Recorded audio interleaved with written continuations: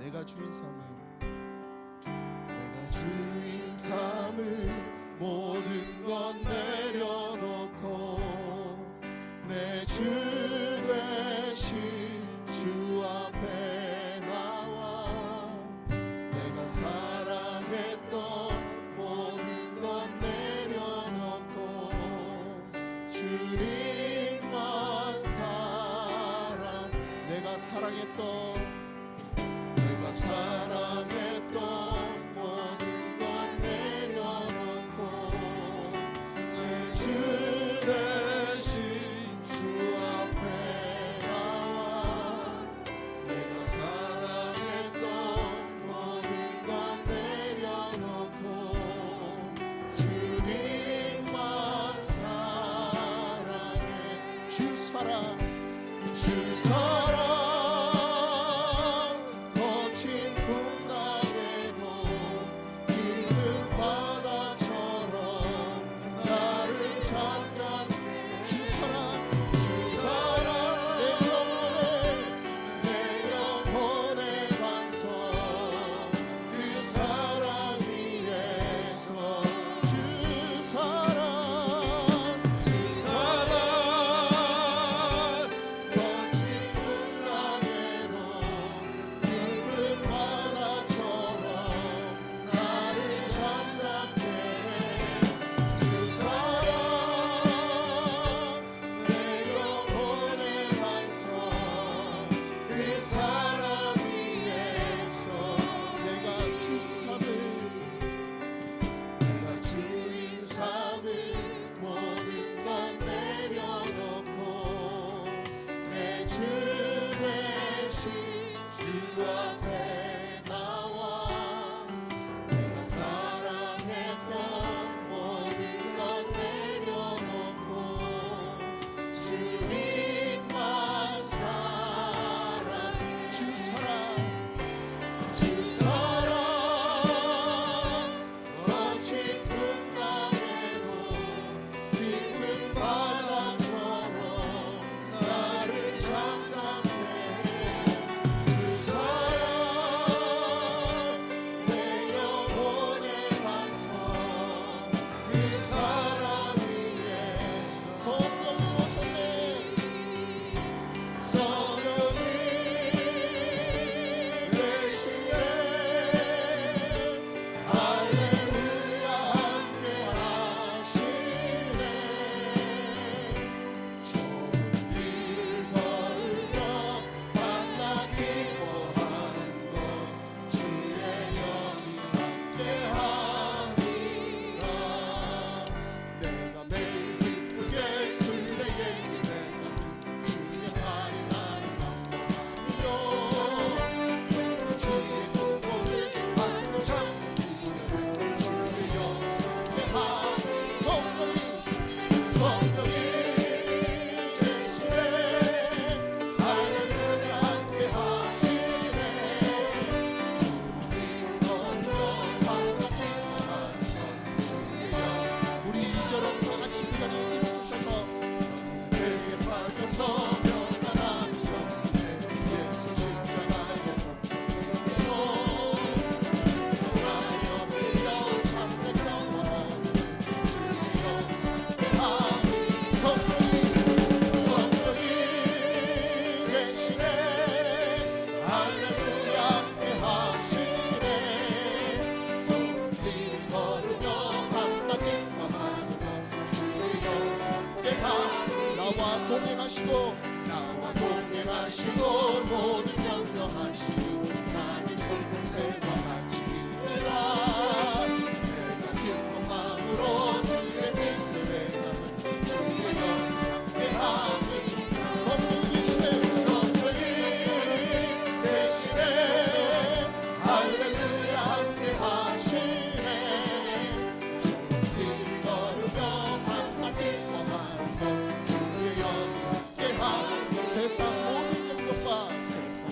정욕과 나의 모든 욕망은 십자가의 이미 못을 받았네 어느 밤이 지나고 무거운 주 벗으니 주의 영이 함께하니 성령이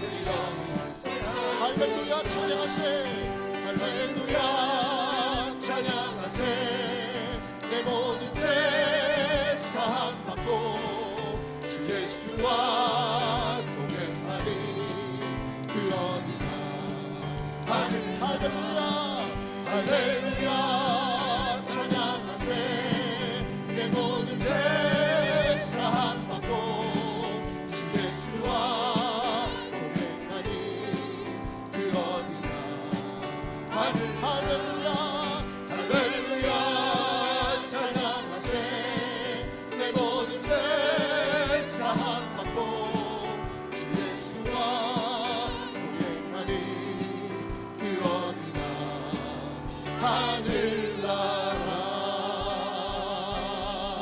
아멘. 영광의 박수 주 앞에 올려드리시겠습니다. 자리에 앉으셔서 계속 찬양하시겠습니다.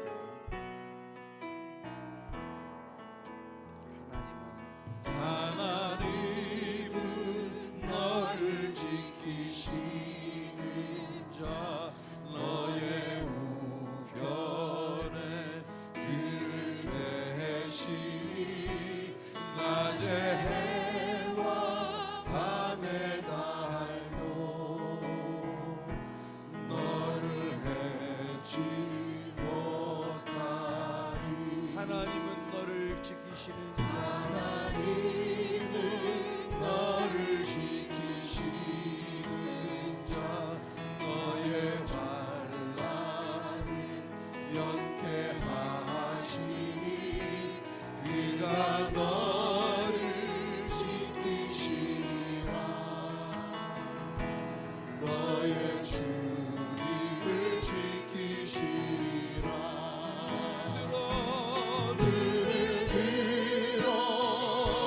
산을 보아라. 너의 도움 어디서 오나. 천지 지으신 너를 만드신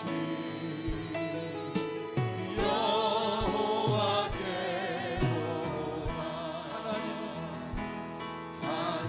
하나님은 너를 지키시는 자 너의 우편에 그늘 대시니 낮의 해와 밤의 달도 너를 해치 못하리. 하나님은 너를 지키시는 자 너의 환난을 면케하시니 그가 너를 지키시리라. 너의 주님을 지키시리라. 눈을 들어 산을 보아라. 너의 도움 어디서 오나. 천지 지으신 너를 만드신 여호와께로다. 눈을 들어 산을 보아라. 너의 도움 어디서 오나. 천지 지으신 너를 만드신 여호와께로다. 목소리만 하겠습니다. 눈을 들어 산을 보아라. 너의 도움 어디서 오나. 천지 지으신 너를 만드신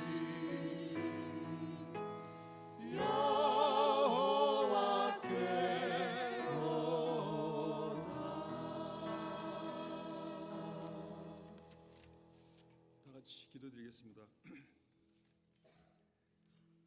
세상 만물을 창조하신 하나님, 저희와 함께 하시며 저희와 사랑의 교제를 통하여 기쁨을 누리시길 원하시는 하나님, 당신의 사랑하는 자녀들이 지금 하나님께 예배를 드리려고 이곳에 모였습니다. 저희가 이 예배를 하나님께서 기뻐 받으시도록 마음을 다하여 정성껏 드릴 수 있도록 성령님께서 인도하여 주옵소서. 저희의 삶을 뒤돌아보면 하나님께서 인도하셔서 저희가 지금 여기까지 왔습니다. 어렵고 힘든 일도 많았고 두렵고 앞이 캄캄할 때도 있었지만 임마누엘 하나님께서 저희와 함께 하시며 도와주시고 붙들어 주셨기에 가능했습니다. 아무 자격 없는 저희들, 아니 오히려 허물 많은 저희들에게 은혜를 베푸시니 감사합니다. 놀라우신 구원의 계획을 위해 아브라함을 부르시고 이스라엘 민족을 세우신 하나님께서 이제는 우리를 당신의 택하신 족속이요 왕같은 제사장이요 거룩한 나라요 당신의 소유가 된 백성으로 불러주셨으니 이제는 우리를 어둠에서 불러내어 빛으로 인도하신 하나님 아버지의 아름다운 덕을 선포하게 하옵소서. 저희 삶 속에 하나님의 존재하심과 무한하신 능력과 하나님의 자비와 사랑이 드러나게 하셔서 세상에 믿지 않는 사람들이 저희를 통해 살아계셔서 역사하시는 하나님을 인정하고 영광 돌리게 하옵소서. 하나님 아버지, 저희의 영의 눈을 열어주셔서 하늘나라의 영광을 보게 하옵소서. 영광의 보좌에 앉으신 하나님과 그 우편에 계신 예수 그리스도께서 저희를 반갑게 맞아주시며 착하고 충성된 종아, 내가 작은 일에 충성하였으니 이제 영원한 나의 나라의 유업을 받으라 하고 칭찬하는 그날을 보게 하옵소서.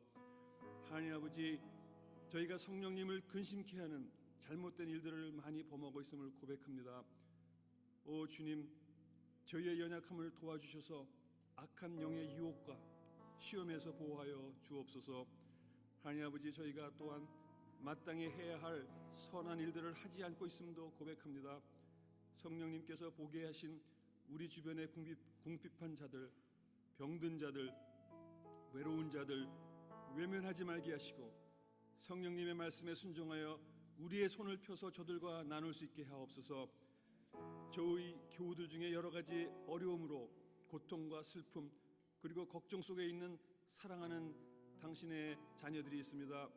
늙고 소망이 없던 아브라함에게 기적을 베푸신 하나님, 환난과 역경 속에서 야곱을 끝까지 돌보셨던 하나님, 요셉의 고난 중에서 함께 하셨던 하나님께서 지금 어려움과 고통과 슬픔 속에 있는 당신의 자녀들의 기도를 들으시고 저들의 소원을 이루어 주옵소서.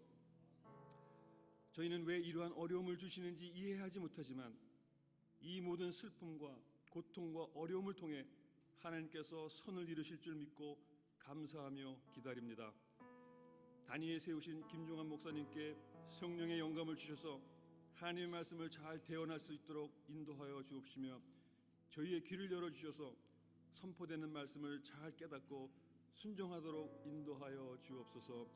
저희 예배를 통해 하나님께서 홀로 영광 받으시며 저희 마음속에 하나님을 향한 사랑과 감사가 넘치도록 은혜 내려 주시길 바랍니다.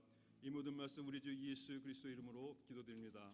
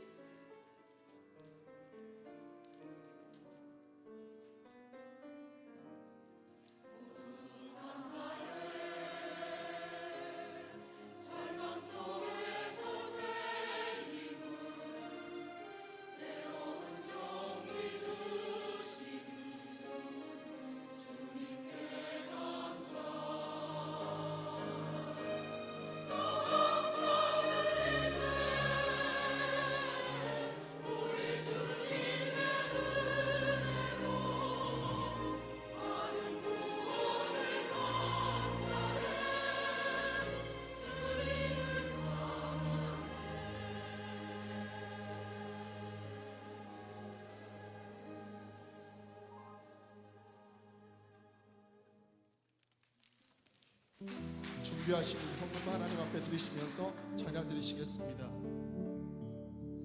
내게 있는 향유 옥합 주께 가져와 그 발 위에 입 맞추고 깨뜨립니다.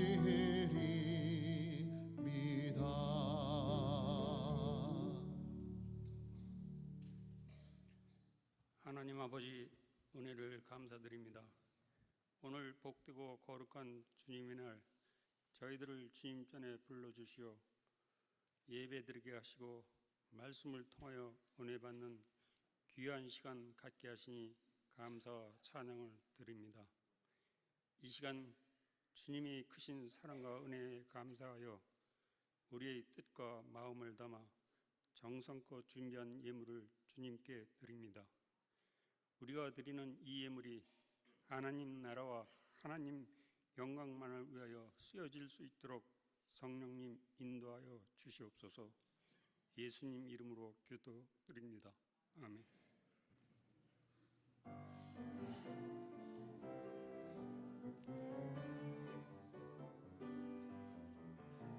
나 이제 왔으니 내 집을 찾아 주여 나를 받으사 맞아주소서. 나 주를 멀리 떠났다 이제 옵니다.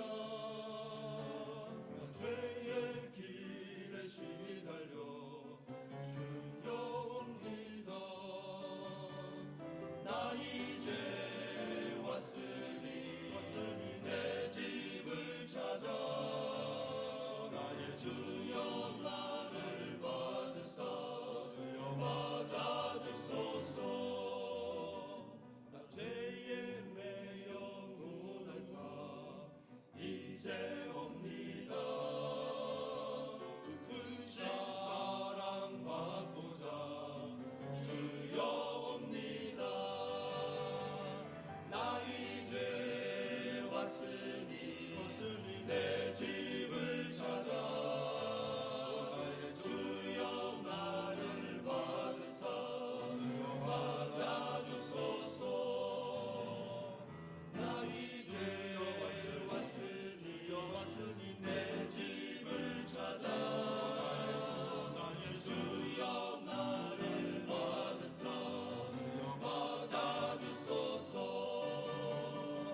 나 이제 왔으니 내 집을 찾아 나의 주여 나를 받으사 주여 맞아주소서. 주여 나를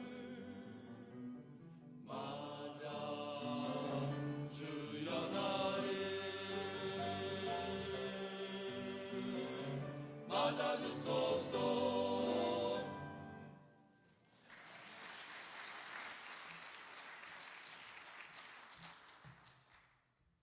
귀한 성가대와 남성중찬단의 찬양에 감사드립니다. 현재 박인하 목사님께서는 지난 금요일부터 산호세 코너스톤 커뮤니티 교회 집회 인도로 출타 중에 계십니다. 또한 내일부터 목요일까지 산호세 뉴비전 교회에서 열리는 제2회 한인 침례교회 선교대 주강사로 인도하시게 됩니다. 특별히 저희 교회에서 박인하 목사님과 함께 많은 집사님들께서 강의와 여러 가지 일정을 소화하실 텐데 성령의 기름 부으심과 또 역사하심이 있을 수 있도록 기도로 중보해 주시면 감사하겠습니다. 하나님의 말씀을 경외하는 마음으로 자리에 일어서셔서 창세기 41장 37절에서 46절까지의 말씀을 한 절씩 교독하도록 하겠습니다. 창세기 41장 37절에서 46절까지의 말씀입니다. 제가 먼저 읽습니다. 바로와 그의 모든 신하가 이 일을 좋게 여긴지라.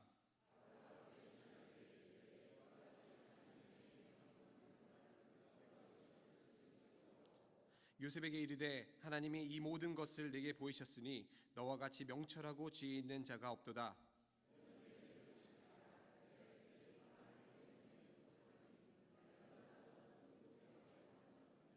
바로가 또 요셉에게 이르되 내가 너를 애굽 온 땅의 총리가 되게 하노라 하고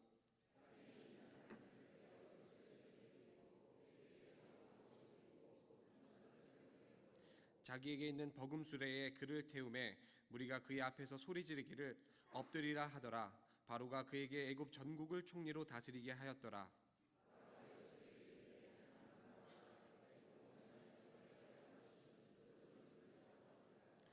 그가 요셉의 이름을 사브나빠네라 하고 또 온의 제사장 보디베라의 딸 아스낫을 그에게 주 아내로 삼게 하니라. 요셉이 나가 애굽 온 땅을 순찰하니라. 요셉이 애굽 왕 바로 앞에 설 때에 30세라.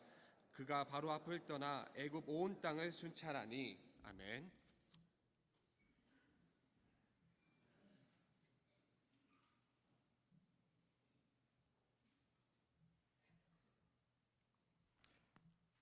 오늘 하나님 말씀 들고 우리 일부 예배 성도님들 앞에서 전할 수 있게 된 것을 굉장히 기쁘게 생각합니다. 동시에 제가 상당히 긴장되어 있습니다. 장 집사님 아침에 물어보시더라고요. 내가 긴장하냐고요. 긴장합니다. 지금 보이시는지 모르겠습니다. 가슴이 이렇게 쿵쿵 뛰고 있습니다. 이것이 하나님의 말씀이 아니라면 여러분이 제 이야기를 들어야 하실 그런 이유도 없겠지만, 이것이 하나님의 말씀이 아니라면 저도 여러분 앞에서 이렇게 서 있을 그런 가능성이 별로 없습니다. 다리가 후들거려 가지고요. 특별히 일부 예배 때 그렇습니다. 2부, 3부, 4부도 그렇긴 하지만 제일 떨리는 때가 우리 일부 예배 때인 것 같습니다. 그래서 오늘 정 목사님 눈을 들어 산을 보라 너의 도움 어디서 오나 천지 지으신 너를 지으신 여호와께로다. 그래서 그 말씀에 의지해서 함께 하나님 말씀 보도록 하겠습니다. 한국 대학가에는 스펙 쌓기 열풍이 아직도 계속 불고 있다고 듣습니다. 스펙이라고 하는 말은 영어 단어의 specification이라는 것을 줄여가지고 한국 사람들이 스펙 이렇게 하는데, 간단하게 정의를 내리자면 대학 시절에 확보할 수 있는 자질과 경험의 총체를 우리는 스펙이라고 합니다. 그래서 스펙은 마치 제품 설명서와 같습니다. 이 물건은 어떤 사양을 가지고 있고 어떤 기능을 가지고 있습니다 하고 설명하는 것이 제품 설명서인 것처럼, 이 사람은 어떤 능력을 가지고 있고 또 어떤 자격과 어떤 기술을 가지고 있다라는 것을 보여주는 것이 스펙입니다. 기업들은 새로운 사원들을 뽑기 위해서 일반적으로 먼저 서류 심사를 하는데, 이때 학벌, 사회활동, 영어 실력, 학점 이런 것들을 보게 됩니다. 그래서 원하는 기업에 들어가기 위해서 대학생들이 수료증, 자격증, 봉사활동 또 영어 공부에 많은 시간과 에너지를 투자합니다. 우리는 이것을 스펙을 쌓는다 이렇게 이야기하죠. 요즘 청년층의 실업 문제가 심각하기 때문에 한국 대학가에 취직을 위한 스펙 쌓기의 열풍이 계속되고 있는 것입니다. 대학생들이 학교에서 학문 연구와 또 인성 개발에 집중해야 할 텐데 취직을 위한 스펙에만 관심을 갖고 있으니까 그런 것을 보면서 많은 학자들과 전문가들이 한국의 미래를 염려하고 있기도 합니다. 근데 스펙을 중시하는 것이 어찌 한국의 대학생들 뿐이겠습니까? 오늘날 교회 내에서도 많은 경우 우리가 스펙을 굉장히 중시하는 것을 봅니다. 교인들에게 스펙에 따라서 점수를 매기고 스펙에 따라 대접하는 것을 우리가 종종 봅니다. 그러나 스펙이 어떻든지 우리 모두는 하나님의 자녀입니다. 교회 내에서는요, 스펙에 상관없이 우리 모두가 한 형제이고 한 자매입니다. 그렇기 때문에 스펙에 상관없이 우리는 서로 사랑하고 서로 섬길 수 있어야 한다고 믿습니다. 어쨌든 스펙 하면 창세기 37장부터 50장까지에 나오는 요셉이 또 한 스펙합니다. 요셉은 다양한 자격과 경력과 능력을 갖춘 그런 사람이었습니다. 요셉의 스펙을 몇 가지만 한번 생각해 보도록 하겠습니다. 먼저 요셉은 꿈이 있는 소년이었습니다. 어려서부터 내가 다른 사람들보다 뛰어나게 될 것이다 하는 그런 꿈을 꾸면서 자랐습니다. 그래서 요셉의 형들은 그런 동생을 시기하고 미워했습니다. 동생을 시기하고 미워한 형들이 동생을 부를 때 꿈꾸는 자다 이렇게 했던 것을 우리가 기억합니다. 스펙 쌓기에 있어서 꿈은 굉장히 중요한 부분을 차지합니다. 두 번째, 창세기 39장 6절에 보시면요, 요셉은 용모가 빼어나고 아름다웠다고 합니다.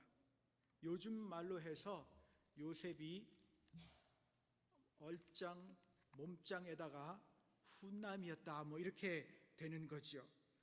그래서 요셉이 애굽 왕의 경호실장이었던 그 보디발의 집에서 종살이할 때, 그때 보디발의 부인이 요셉에게 눈짓하고 꼬리를 흔들었다. 성경은 이렇게 이야기합니다.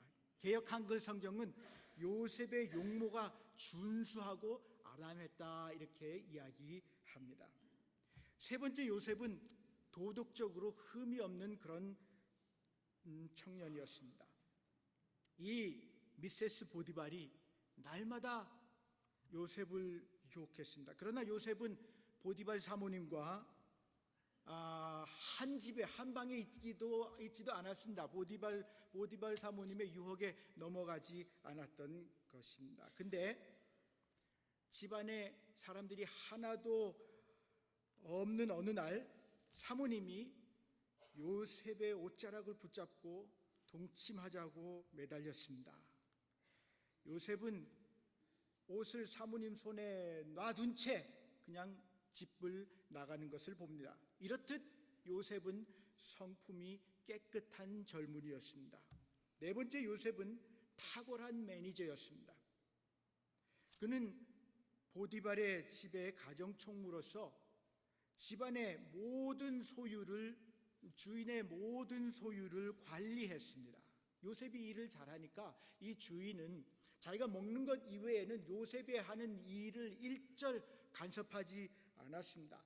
요셉이 누명을 쓰고 감옥에 갔지요. 감옥에서도 옥중의 모든 죄수들을 다 관리했고 또 감옥의 재반 사무들을 다 처리했습니다. 간수장은 요셉이 하는 일을 전적으로 믿었습니다. 나중에 애굽의 왕은 나라의 모든 일을 요셉에게 맡겼습니다. 요셉은 애굽의 총리로서 온 땅을 관리했습니다. 요셉은 어디 가든지 뛰어난 매니저의 능력을 발휘했습니다. 다섯 번째, 요셉은 해몽의 지혜를 가지고 있었습니다. 당시 꿈을 해석한다는 것은 하나님의 뜻을 이해하는 것이었습니다. 그래서 사람들은 하나님의 뜻을 이해하는 사람들을 지혜 있는 사람들이다 이렇게 생각했습니다. 요셉의 해석대로 이 술 맡은 관원장은 사흘 만에 복직했지요.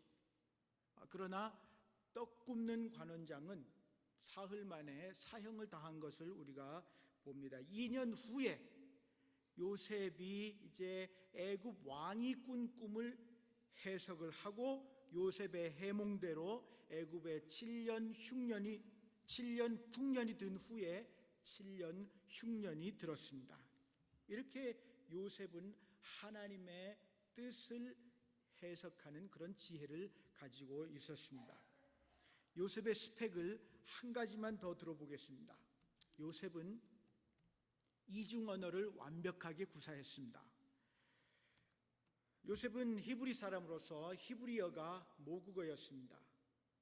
17살 때부터 애굽에 살면서 애굽 말을 배웠습니다. 39살 때, 그러니까 22년 만에 형들을 만났는데 요셉이 통역을 사용해서 형들과 대화했습니다. 그래서 형 10명이 아무도 요셉을 알아보지 못했습니다. 이걸 볼 때 요셉이 애굽 말에 능숙했다 하는 것을 우리가 알 수 있습니다.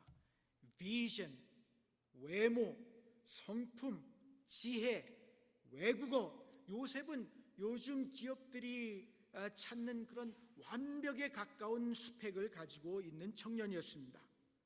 이 요셉이 30살의 젊은 나이에 애굽의 총리가 되었습니다. 애굽은 당시 세계의 강대국이었거든요. 따라서 오늘날로 치면 마치 미국의 부통령이 된 거하고 비슷합니다. 여기서 성경이 요셉은 좋은 스펙을 쌓아서 출세했다, 이상 끝, 이렇게 했다면 성경은 자기 개발을 위한 서적에 불과합니다. 이 시간 제가 요셉처럼 꿈을 갖고 탄탄한 스펙을 쌓으면 성공할 수 있습니다, 이렇게 이야기하고 내려간다면 이거는 설교가 아니고 자기 개발 강의에 불과합니다. 사실 많은 교회들이 그렇게 요셉에 대해서 가르쳐 왔습니다. 그런 식으로 self-help, 자기 개발을 가르쳐 왔습니다. 노먼 빈센트 필의 적극적인 사고방식, 로버트 슐러의 불가능이란 없다, 조엘 오스틴의 긍정의 힘, 조용기의 행복을 주는 꿈, 그런 것들이 다 self-help에 관련된 거 아니겠습니까? 그러나 요셉이 젊은 나이에 애굽의 총리가 될 수 있었던 것은 그의 스펙 때문이 아니었습니다. 그가 17살 때 외국에서 종살이를 시작해서 30살에 그 나라의 부통령이 될 수 있었던 것은 그의 스펙 때문이 아니라 하나님이 그와 함께 하셨기 때문에 그렇습니다. 보십시오. 창세기는 하나님이 요셉과 함께 하셨기 때문에 요셉이 형통한 자가 되었다고 여러 차례 밝히고 있습니다. 39장 2절, 여호와께서 요셉과 함께 하심으로. 39장 3절, 그의 주인이 여호와께서 그와 함께 하심을 보며. 39장 21절, 요셉이 옥에 갇혔으나 여호와께서 요셉과 함께 하셨고. 39장 23절, 간수장은 요셉의 손에 맡긴 것은 무엇이든지 살펴보지 아니하였으니 이는 여호와께서 요셉과 함께 하심이라. 하나님이 함께 하신 요셉은 하나님의 영에 감동되어 바로의 꿈을 해석할 수 있었고 애굽의 흉년을 대비할 수 있는 그런 정책을 베풀 수 있었습니다. 하나님이 함께 하셨기 때문에 요셉은 매사에 형통할 수 있었던 것입니다. 그래서 요셉의 삶을 자세히 들여다보면 우리의 인생이 스펙에 달린 것이 아니라 하나님의 임재에 달려있는 것을 알 수 있습니다. 하나님이 함께 하시면 스펙이 아무리 빈약해 보여도 큰 일을 할 수 있습니다. 사사기 3장 31절에 삼갈이라는 사사가 등장합니다. 삼갈은 이방인의 후손이었습니다. 배타성이 강한 히브리 사람들 사이에서 주변인으로 사는 사람이었습니다. 물 위에 뜬 기름처럼 주류사회와 섞이지 못하는 그런 삶을 살았습니다. 소 몰고 농사 짓는 사람이었습니다. 그러나 하나님이 함께 하실 때 삼갈은 소모는 막대기 하나로 블레셋 사람 600명을 죽이고 이스라엘을 구원했습니다. 성경에는 그런 예가 많이 있습니다. 비록 스펙이 별 볼 일 없어도 하나님이 함께 하셔서 큰 일을 한 사람들이 많이 있습니다. 다윗이 그랬습니다. 다윗은 아버지가 내놓은 자식이었습니다. 형들이 무시하는 동생이었습니다. 들판에서 양이나 돌보는 그런 사람이었습니다. 그러나 하나님이 함께 하심으로 다윗은 이스라엘이 당시 세계에서 가장 부강한 나라가 되도록 기반을 닦는 그런 역할을 감당했습니다. 반면에 하나님이 함께하지 않으시면 스펙이 아무리 좋아도 큰 일을 이룰 수가 없습니다. 사사기 16장 20절에 보시면요, 정말 참담한 내용의 성경 구절이 있습니다. 여호와께서 이미 자기를 떠나신 줄을 깨닫지 못하였더라. 삼손 이야기입니다. 삼손은 스펙이 아주 좋은 사람이었습니다. 그는 나실인이었습니다. 하나님이 하나님의 역사를 이루시기 위해서 특별히 선택하신 사람이었던 것입니다. 그는 천하장사였습니다. 놀라운 힘으로 많은 대적을 무찌르는 그런 업적을 이루었습니다. 그러나 들릴라라고 하는 여자한테 홀려서 자기 머리털을 다 내주었습니다. 결과적으로 하나님이 삼손을 떠나셨습니다. 근데 삼손은 하나님이 자기를 떠나셨다는 사실조차도 몰랐습니다. 어제처럼 이제 힘을 써서 블레셋 사람들을 물리쳐 보려고 하는데 힘이 나오질 않는 겁니다. 이 얼마나 슬픈 일입니까? 하나님이 함께하지 않으시면 화려한 스펙도 소용이 없습니다. 사울 왕도 비슷하죠. 사무엘상 9장 2절에 보시면요, 사울은 이스라엘 자손들 가운데 가장 준수한 사람이었고 그의 키는 모든 사람들보다 어깨 위는 더 컸다, 이렇게 이야기하고 있습니다.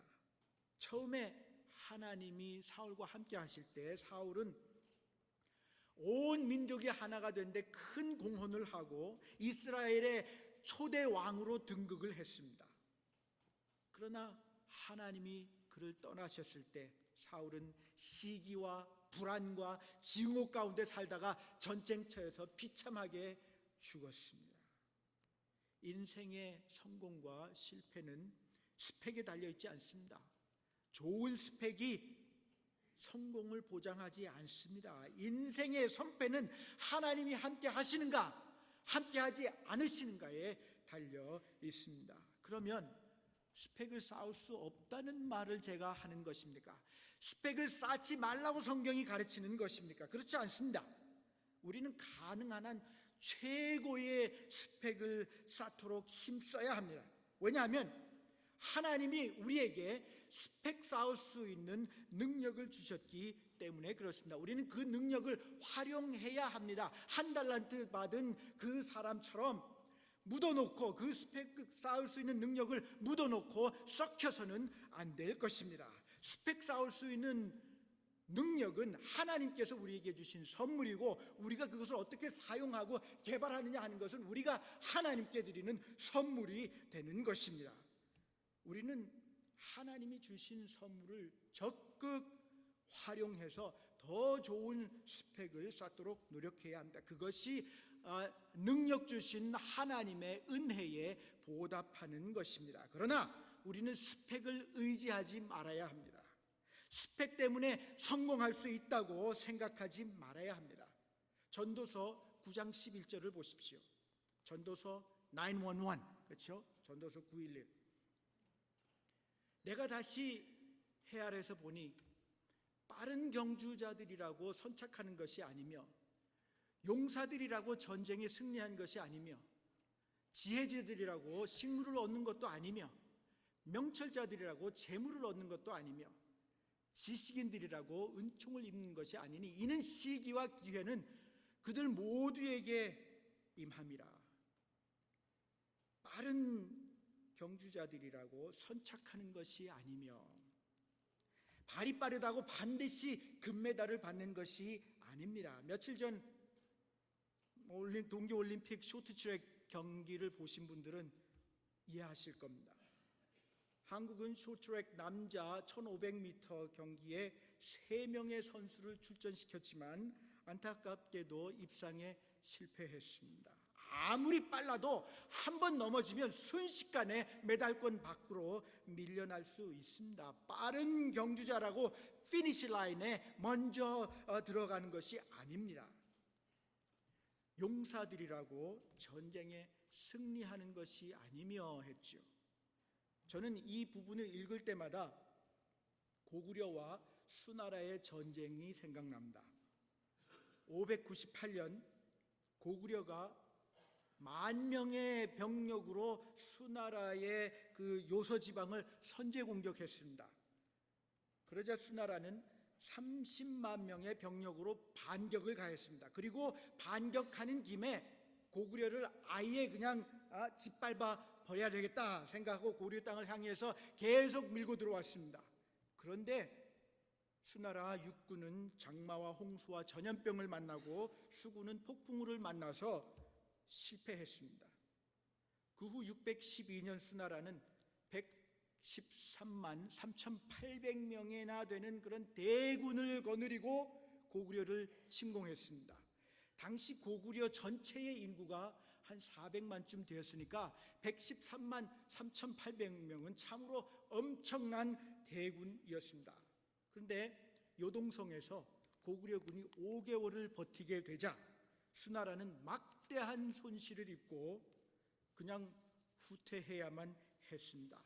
그 후 수나라는 30만여 명의 별동부대로 평양을 직접 치려고 했습니다. 그러나 을지문덕 때문에 청천강 전투에서 대패했습니다. 그것이 살수대첩입니다. 그 결과 수나라 군대는 2,700명만 겨우 살아서 돌아갈 수 있었습니다. 고구려의 연속으로 참패한 수나라는 위신을 되찾기 위해서 3차, 4차 침입을 계속 시도하지만 역시 실패하고 피해만 보게 됩니다. 결국 수나라는 이 패전의 여파로 618년에 망하고 말았습니다. 군사력이 강하다고 전쟁에서 승리하는 것이 아닙니다. 계속해서 지혜자들이라고 음식물을 얻는 것이 아니며 현명한 사람들도 사리분별에 밝은 사람들도 배고플 때가 있다라는 이야기이고, 명철자들이라고 재물을 얻는 것도 아니며 노숙자들이라고 다 바보가 아닙니다. 똑똑한 사람들도 어쩌다 보면 길에 나앉을 수 있습니다. 지식인들이라고 은총을 입는 것이 아니니 공부를 많이 했다고 다 특별한 혜택을 누리며 사는 것이 아니라는 말입니다. 9장 11절의 앞부분에 해 아래서라는 말이 있는데, 해 아래서 하는 말은 하나님이 없는 세상에서라는 말과 같습니다. 해 아래 세상은 항상 요지경입니다. 모두가 뒤죽박죽인 것 같습니다. 순리대로 되는 게 없어 보입니다. 왜 그렇습니까? 솔로몬은 그것이 시기와 기회 때문이라고 911 마지막 부분에서 이야기하고 있습니다. 개역 한글 성경은 이것을 시기와 우연이라고 번역하고 있습니다. 사람들이 해 아래서 세상에서 보는 시기와 우연은 곧 하나님의 때와 하나님의 뜻을 말합니다. 세상에서 보면, 세상이 해 아래서 보면 세상이 모순되고 비합리적이지만 해 위에서 보면 모든 것에는 하나님의 때와 뜻이 있다라는 말입니다. 그래서 우리는 스펙에 매달릴 것이 아니라 하나님의 때와 하나님의 뜻을 구해야 합니다. 하나님의 때와 뜻이 우리와 함께 있기를 구해야 합니다. 하나님이 우리와 함께 하시기를 구해야 합니다. 어떻게 하면 하나님이 우리와 함께 하시기를 구할 수 있습니까? 하나님이 함께 하시기를 구하는 방법이 무엇입니까? 그것은 바로 우리가 하나님께 가까이 나아가는 것입니다. 야고보서 4장 8절을 보십시오. 하나님을 가까이 하라. 그리하면 너희를 가까이 하시리라. 하나님이 함께 하시기를 원하는 사람은 하나님께 가까이 나아가는 사람입니다. 우리는 기도를 통해서 하나님께 가까이 나아갈 수 있습니다. 예배를 통해서 가까이 나아갈 수 있습니다. 그리고 성경 공부를 통해서 하나님께 가까이 나아갈 수 있습니다. 그래서 우리는 기도와 예배와 성경 공부를 소홀히 할 수 없는 것입니다. 첫째, 우리는 쉬지 말고 기도해야 합니다. 쉬지 말고 기도하라 하는 이 말은 어떤 이단들이 가르치는 것처럼 하루에 24시간, 일주일에 7일 매 순간 기도만 해라, 이런 얘기가 아닙니다. 쉬지 말고 기도하라는 것은 목소리를 사용하여 기도하지 않아도 된다는 그런 의미입니다. 목소리를 사용하면 우리가 강의하고 또 손님들 대접하고 이렇게 할 때는 기도 못하는 것 아니겠습니까? 그럼 쉬지 말고 기도하는 것이 아닌 거죠. 쉬지 말고 기도하라는 것은 기도의 장소나 기도의 자세에 제한이 없다는 말입니다.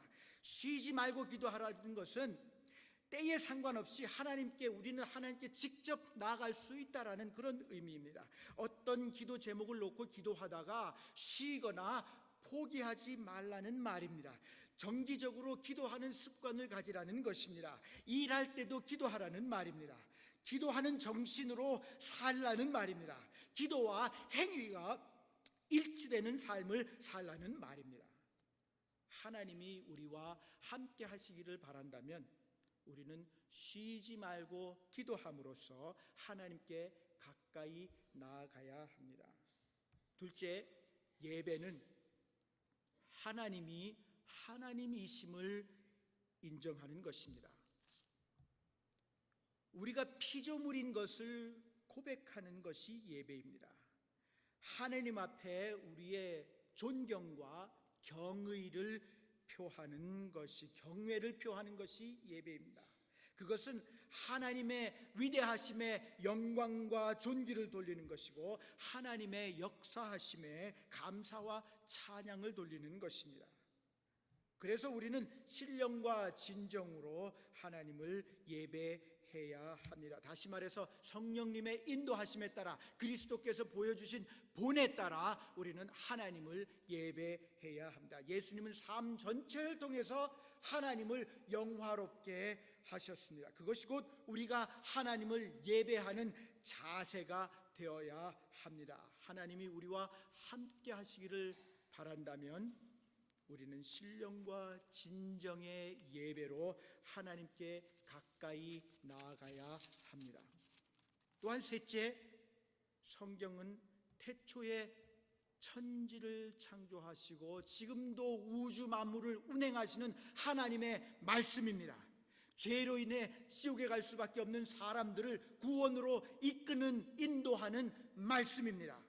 우리가 하나님의 자녀답게 살아갈 수 있도록 교훈과 책망과 바르게 함과 의로 교육하기에 충분한 말씀입니다.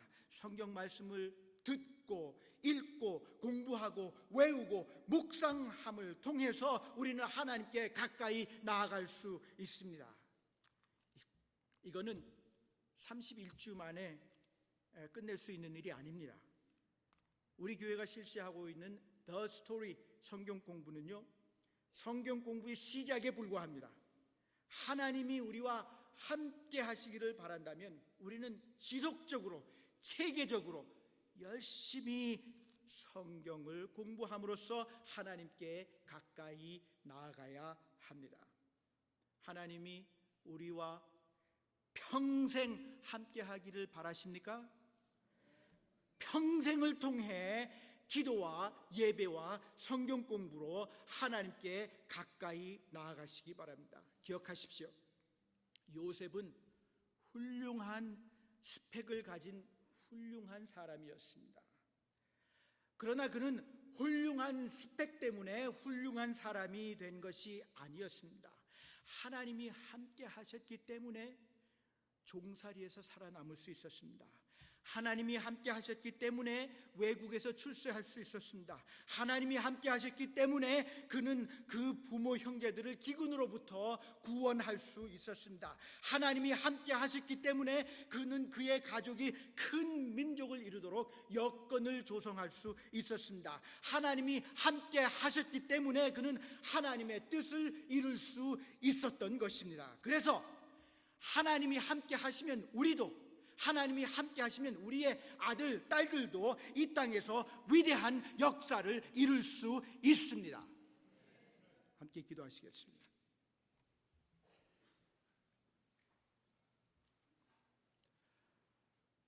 우리가 하나님이 함께 하시는 그런 사람이 되는 첫 번째 단계는요, 자신이 죄인인 것을 하나님 앞에서 시인하고 하나님이 구세주 되신 것을 믿는 것입니다. 그것이 첫 번째 단계입니다. 예수님이 우리 죄와 형벌을 대신 감당하시기 위해서 십자가에 달려 돌아가신 것을 믿어야 합니다. 여러분은 자신이 죄인임을 하나님 앞에 시인하셨습니까? 예수님이 여러분의 구세주이신 것을 믿으십니까? 아직 자신이 죄인인 것과 또 예수님이 구세주이신 것을 고백하지 않으셨다면, 그래서 그렇게 하기를 원하신다면 이 시간 이 기도를 자신의 기도로 따라해 주시기 바랍니다. 그렇게 할 때 우리는 하나님의 자녀가 될 수 있고 크리스찬이 될 수 있는 것입니다. 이 기도를 따라해 주시기 바랍니다. 작은 소리로, 하나님, 저는 죄인입니다. 지옥에 갈 수밖에 없는 존재입니다. 그런데 예수님이 저의 죄를 지셨습니다. 십자가에서 돌아가 주셔서 감사합니다. 예수님이 제 구세주가 되신 것을 믿습니다. 이제 하나님의 자녀로 하나님의 뜻대로 살겠습니다. 기도와 예배와 성경 말씀으로 하나님 아버지께 가까이 나아가겠습니다. 성령으로 인도하여 주십시오. 예수님 이름으로 기도합니다. 이것이 크리스찬이 되는 비결입니다. 크리스찬이 되는 방법입니다.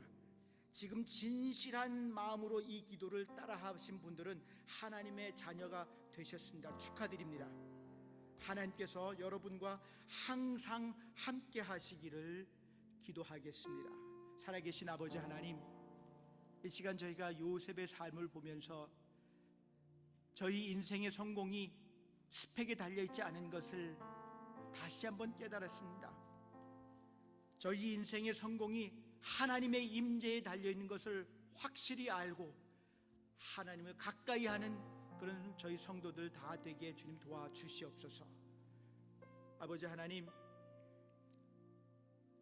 이제 멀리에서 하나님의 일을 하기 위해 수고하고 애쓰는 선교사님들과 또 저희 담임 목사님 가정 주님께서 기억하시고 그분들의 삶 가운데 함께 하시고, 저희가 이곳에 있으면서 하나님의 빛과 소금의 역할을 감당할 때에 저희에게 능력 주시고 지혜 주시어서 하나님만 의지하는 그런 저희 모두 되게 하여 주시옵소서. 오늘 이 말씀이 저희 삶 가운데 격려가 되게 하시고 저희 삶 가운데 도전이 되게 하여 주옵소서. 예수님 이름으로 기도했습니다. 다 함께 일어서시기 위해 찬송하겠습니다. 오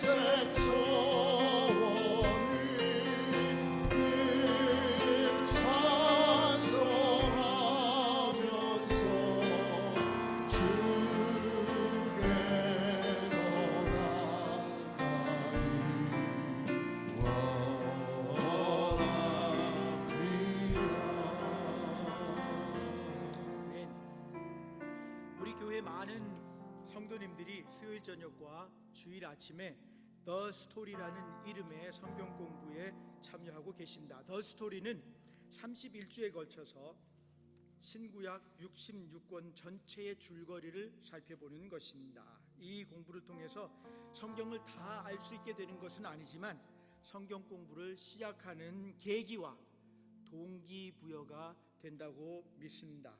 동참하고 계신 분들께 감사드리고요.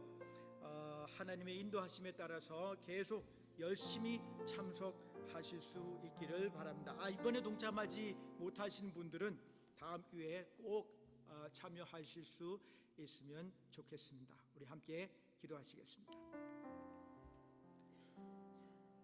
이제는 아버지 하나님의 크신 사랑과 예수 그리스도의 놀라우신 은총과 성령님의 임재하심, 인도하심이 이제 스펙에 의존하지 않고 하나님의 동거하심, 하나님이 함께하심에 의존하고 하나님의 함께하심을 계속해서 추구하고자 하는 저희 뉴성교회 일부 예배의 모든 성도님들과 지금부터 영원토록 함께하시기를 예수님 이름으로 축원하옵나이다.